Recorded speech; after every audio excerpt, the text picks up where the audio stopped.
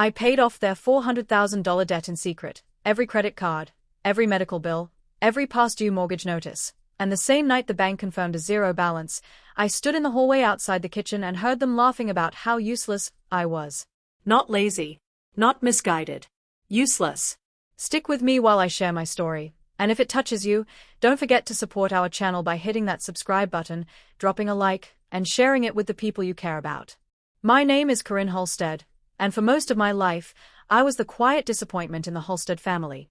My older brother, Blaine Holstead, was the golden child, confident, athletic, loud in the way that made relatives clap at Thanksgiving. My younger sister, Delaney, was charming and effortlessly social. And then there was me, the practical one. The one who stayed late at work. The one who handled paperwork when Mom got overwhelmed. The one who never quite fit. When my parents, Rutherford and Marilla Holstead, started drowning in debt after Blaine's failed construction venture and Dad's risky business investments, the house became a pressure cooker. Collection agencies called daily. Mortgage warnings stacked up on the counter. But every time I offered help, Dad brushed me off. You wouldn't understand real responsibility, Corinne. I didn't argue. Instead, I worked. 2 promotions in 3 years at a logistics firm in Chicago. I skipped vacations. I didn't upgrade my car. I saved everything. Quietly. And 6 months ago, when I learned the bank was about to start foreclosure proceedings on my childhood home in Cedar Ridge, Illinois, I made one phone call. I wired the full amount anonymously through a private trust I'd set up years ago. They never knew it was me. Until the night I heard the truth through the kitchen door. And that was the moment something inside me changed. I didn't mean to overhear them. I had come over that evening with a pie from Marlene's bakery, the same peach cobbler Mom loved when we were kids. I thought maybe we could sit down, maybe feel normal for once. The foreclosure letters had stopped coming. The tension in the house had eased. I thought, maybe this could be a fresh start. But as I stepped into the hallway, I heard Blaine's voice through the half-open kitchen door. I swear, if Corinne disappeared tomorrow, nothing would change. She's just there, like furniture. Mom laughed softly. Dad added, she's never had the guts to do anything big. Some people just aren't built for real pressure. Delaney chimed in, at least she's not causing more problems. They were sitting around the very table I had grown up at. The same table I'd secretly saved. I stood frozen, the pie dish trembling in my hands. Useless. Furniture. Not built for pressure. They had no idea the pressure they mocked was the reason they still had a roof over their heads. And that's when I realized something painful but liberating. I didn't owe them the truth. I left the pie on the porch without knocking. That night, I drove back to my condo in Naperville and opened the private trust documents under the name Cedar Lantern Holdings, the entity I'd used to clear their debt. Every payment was documented. Legal. Quiet. But here's what they didn't know. When I paid off the mortgage, I didn't just clear the balance. I purchased the lien rights through the bank's distressed asset department. Technically, the house wasn't entirely theirs anymore. It was mine. And for the first time in my life, I stopped wanting their approval. I started wanting accountability. For 3 days after that dinner, I didn't call. I didn't text. And no one noticed. That hurt more than the laughter. At work, I buried myself in contracts and freight projections. My director, Ansel Broderick, had recently offered me a partnership stake in our Midwest expansion. I hadn't answered yet. I was too busy saving my family from collapse. Now, my priorities were shifting. That Friday, I scheduled a meeting with Lynette Caro, the senior asset manager at the regional bank that had held my parents' mortgage. She had helped me structure the quiet payoff through Cedar Lantern Holdings. When I walked into her office overlooking the Chicago River, she slid a thin folder across the table. "The lien transfer is finalized," she said. "If they default on property tax or violate repayment terms, you have full legal authority to initiate proceedings." Default. Repayment terms. My parents didn't even know repayment terms existed. See, when I paid off the debt, I didn't gift it. I converted it. The original $400,000 obligation was now structured as a private family loan, modest interest, 10-year window. Payments were minimal at first. Almost symbolic. I hadn't done it to trap them. I'd done it because I wanted responsibility to mean something. But after hearing them laugh, that structure no longer felt generous. It felt strategic. That weekend, Dad hosted a barbecue. Blaine bragged loudly about surviving the financial storm through grit. Neighbors praised his resilience. Mom smiled like the crisis had simply passed on its own. Not one of them mentioned the miracle. Not one of them wondered who performed it. As Blaine clinked his beer bottle and toasted to family strength, I stood across the yard and studied the house, the brick, the porch swing, the maple tree in the front. Everything they were celebrating, legally tethered to me. And for the first time, I began considering something radical. What if I stopped protecting them? The repayment plan was simple. $300 a month. Automatic withdrawal. Barely noticeable compared to what they used to owe. It wasn't about the money. It was about acknowledgement. The first payment date came and went. No transfer. No inquiry. No confusion. Just silence. I waited 2 extra days before calling the servicing department under Cedar Lantern Holdings. The representative confirmed what I already knew: insufficient funds in Rutherford and Morella Holstead's account. Insufficient. I sat in my office in Naperville staring at the skyline, thinking about the barbecue. The laughter. The word useless. That evening, I drove to Cedar Ridge unannounced. Dad opened the door, surprised but not exactly thrilled. "Didn't know you were coming," he said. "I won't stay long," I replied. Mom was folding laundry in the living room. Blaine's truck was in the driveway. Delaney was on the couch scrolling through a catalog. Normal. Comfortable. Secure. Because of me. "I just wanted to check in," I said casually. Everything going okay financially? Dad stiffened. We're handling it. Handling what? He gave me a sharp look. Our responsibilities. The irony almost made me laugh. Blaine stepped in. "Why are you even asking?" It's not like you'd understand how real money works. There it was again. I nodded slowly. "You're right," I said softly. "Maybe I don't." That night, I returned home and drafted a formal notice of missed payment. Nothing aggressive. Just procedural. But I also instructed Lynette to remove the grace buffer I had quietly built into the contract.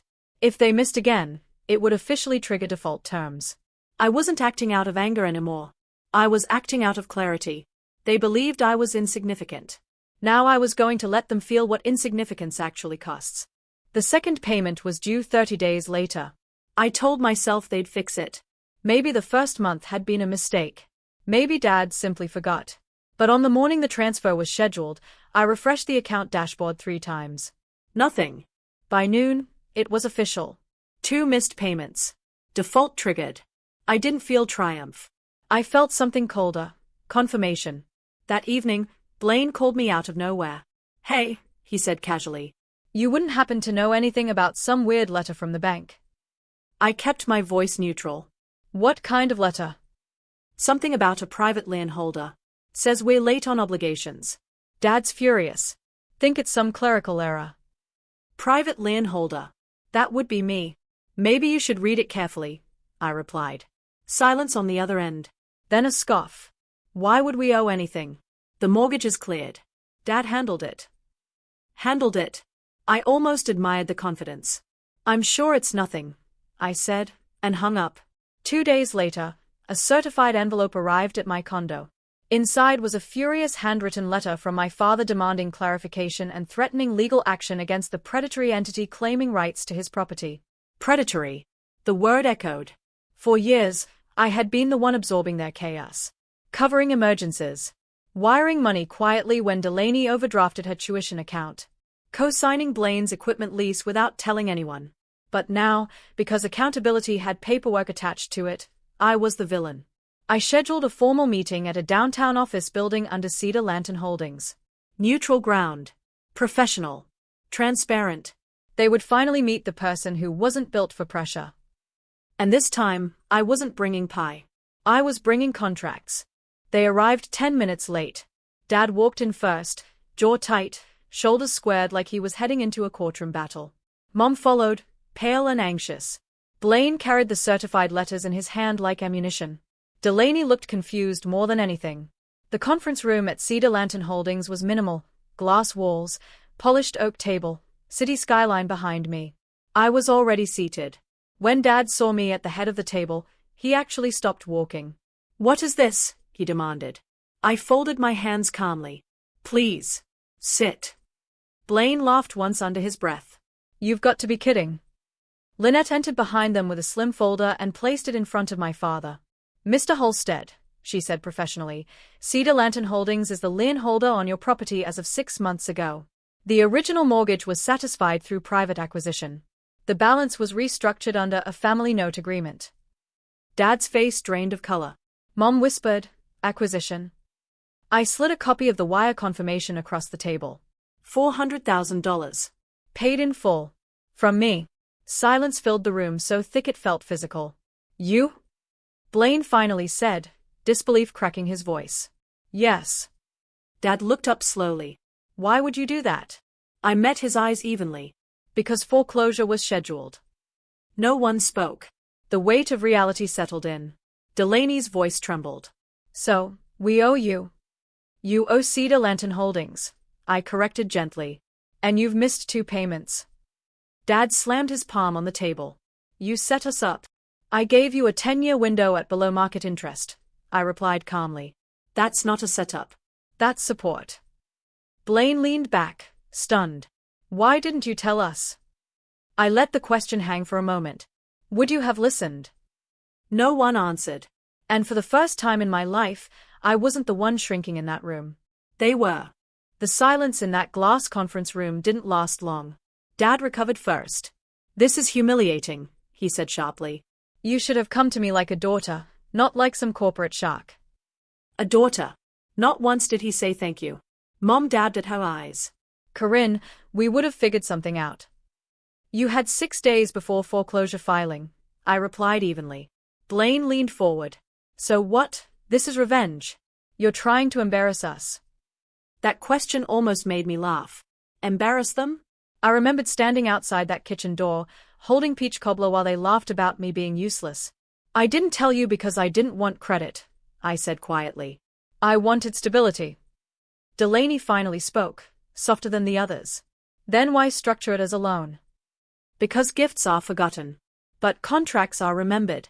Because responsibility matters, I answered. Dad shook his head. You always did things the hard way. That's when I understood something clearly. They weren't sorry for what they said. They were sorry they didn't know who held the leverage. Dad pushed the folder back toward me. We'll refinance elsewhere. You can try, Lynette replied calmly. But the lien is privately held. Any refinance would require Ms. Halstead's authorization. The air shifted again. Power isn't loud. It's quiet and documented. Blaine stood abruptly. You're tearing this family apart. No, I said softly. I held it together. I gave them 2 options. Option 1, honor the agreement, make payments, treat this like adults. Option 2, I initiate acceleration of the loan. Full balance due within 90 days. Dad stared at me like he was seeing a stranger. Maybe he was. Because the girl who begged for approval? She didn't walk into that room. Someone stronger did. They chose option 1. Of course they did. 3 days after the meeting, the first double payment came through, covering both missed months. No note attached. No apology. Just a transaction confirmation. Efficient. Cold. Transactional. Just like me, apparently.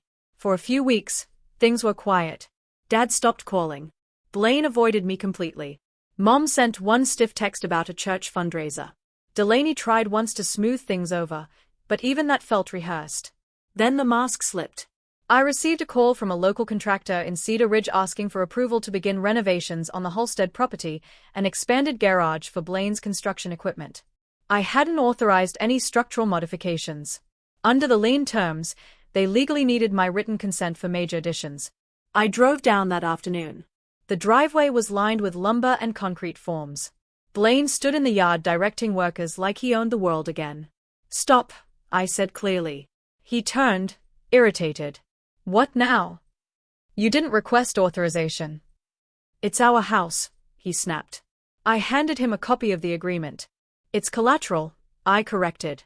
Dad stormed out of the house. You're monitoring us. I'm protecting my asset. That word hit him harder than anything else. Asset. Mom looked devastated. Corinne, please. This isn't how family behaves. Family. The same family who laughed. I didn't structure this, I said calmly. You signed it. Blaine stepped closer. You think money makes you powerful? No, I replied quietly.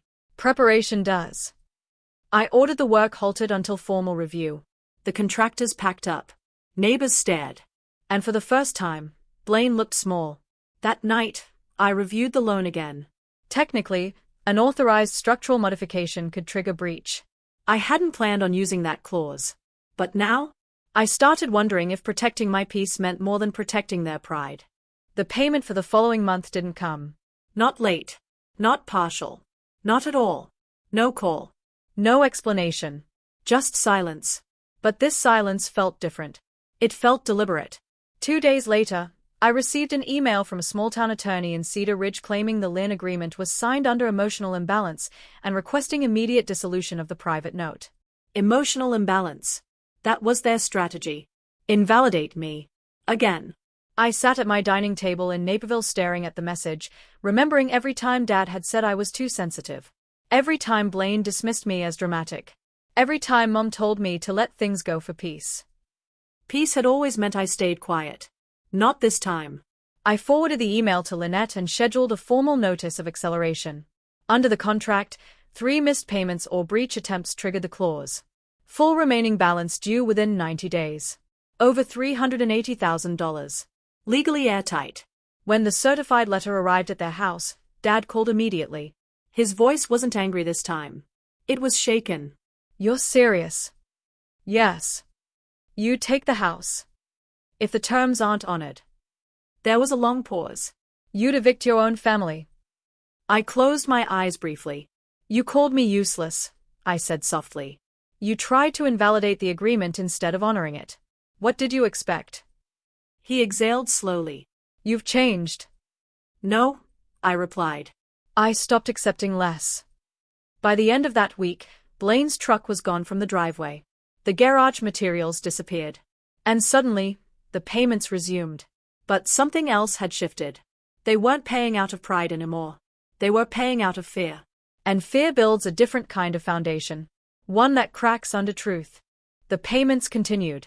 On time. Exact amounts. No notes. No warmth. No reconciliation. Just obligation. For 6 months, the arrangement held steady. Dad stopped hosting barbecues.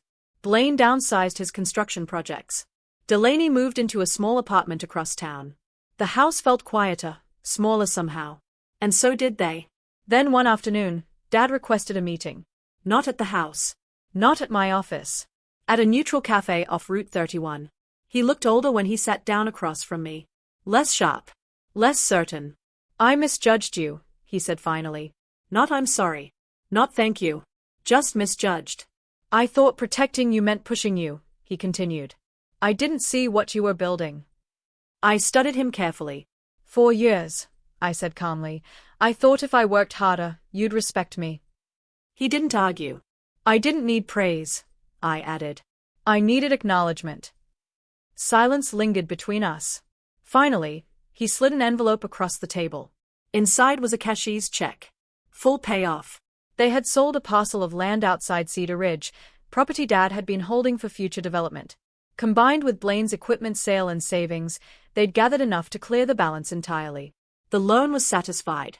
Legally, the house was fully theirs again. You win, he said quietly. I shook my head. This was never about winning. And it wasn't. It was about dignity. About never again standing outside a room where I was being diminished. As I walked back to my car, I realized something powerful. Revenge wasn't taking their house. It was forcing them to see who I'd always been. And walking away with my name clear, my boundaries intact, and my self-worth no longer tied to their approval. For the first time in my life, I didn't feel useless. I felt free.